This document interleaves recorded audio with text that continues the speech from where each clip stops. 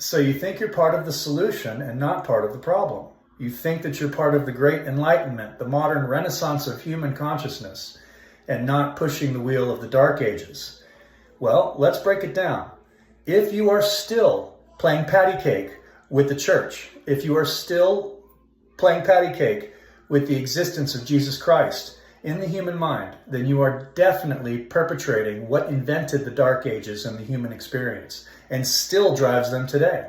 The false light of this world is the Christ, and he was built on a demonological figure from the Dead Sea Scrolls, several different scrolls, including the War Scroll, but most importantly, the Damascus document, where it is shared with us his motif of being a fisher of men who captures men in nets of deception that ensnare them with bad dietary wisdom, check, and bad government wisdom, check, and bad monetary wisdom, which we clearly find outlined in the parable of the talents, specifically verse 27 of Matthew chapter, 25.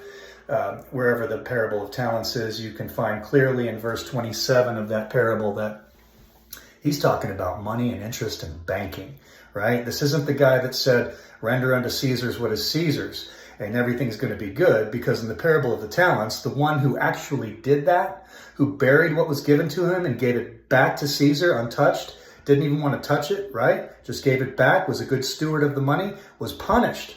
But the one who played Monopoly was the one who was rewarded.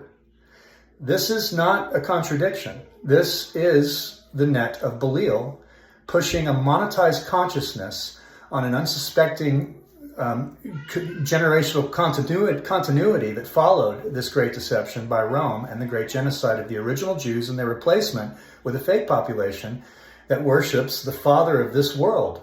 Clearly in 2 Corinthians chapter 4, verse 4, the inventors of Paul tell us that the father of this world, the God of this world, is the adversary.